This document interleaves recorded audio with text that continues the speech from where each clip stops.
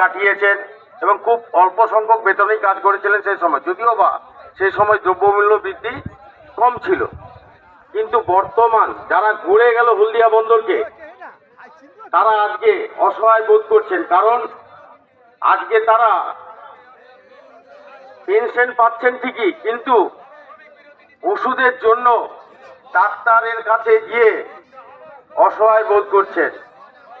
ওনার যে ওষুধটা খেলে তিনি সুস্থ থাকবেন, তার পরিবারের কাছে তিনি ভালো থাকবেন, তিনি থাকতে পারছেন না, কারণ হলদিয়া বন্দরের ম্যানেজমেন্ট ডাক্তারদের হাত বেঁধে দিয়েছেন। কারণ তাদের ওষুধ দিতে পারবেন না তারা। কেন না, এই ওষুধ দিলে কস্টলি হয়ে যাবে, 3 টাকা 25 পয়সার ওষুধ খেতেই হবে, 30 টাকা 25 পয়সার ওষুধ চলবে না। তার মানে আপনারা মৃত্যু পথে মিছিল করে আবার আসতে হবে এইখানে। আর একটা কথা বলি, হলদিয়াতে অনেক বেসরকারি সংস্থা আছে, যারা পিএফ জমা দেননি, তাদের জন্য কোনো ব্যবস্থা করতে পারছে না হলদিয়া ডক কমপ্লেক্স ম্যানেজমেন্ট। হলদিয়া বন্দরে 15-20 হাজার টাকা বেতন দিয়ে সেই বাসগুলোকে বন্ধ করে দিয়ে তাদের যাতায়াতের ব্যবস্থাটাকে শেষ করে দিল। কারণটা এখনো কিন্তু আমাদের অজানা। এবং কিছু কিছু কন্ট্রাক্টর আছে যারা কিছু ক্যাজুয়াল শ্রমিক 50-60 জন কাজ করেন, তাদের এক্সটেনশন করে তাদের চাকরি করতে হচ্ছে, কন্ট্রাক্টরকে এক্সটেনশন পাইয়ে দেওয়া হচ্ছে, অথচ টেন্ডার হয়ে গিয়েছে। কি কারণে জানি না, এই ছেলেগুলো অপারেশন ডিভিশনে কাজ করে, 12-14 হাজার টাকা বেতনের চাকরি করে।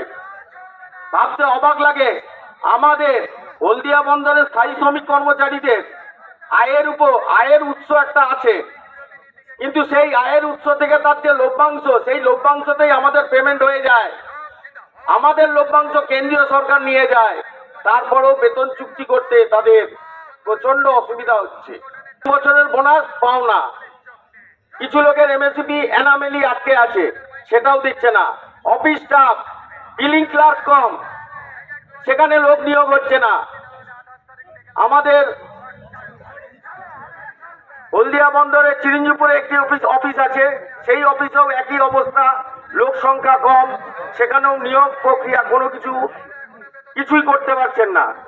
আমি আশা করব আগামী দিনে এই নয় যে আমরা যারা 6টি ফেডারেশন আছেন বা 6টি ইউনিয়ন আছেন, তারা কোনো বাধাপ্রাপ্ত করছি বা কোনো কিছু করছি, সেরকম তো আমরা করছি না।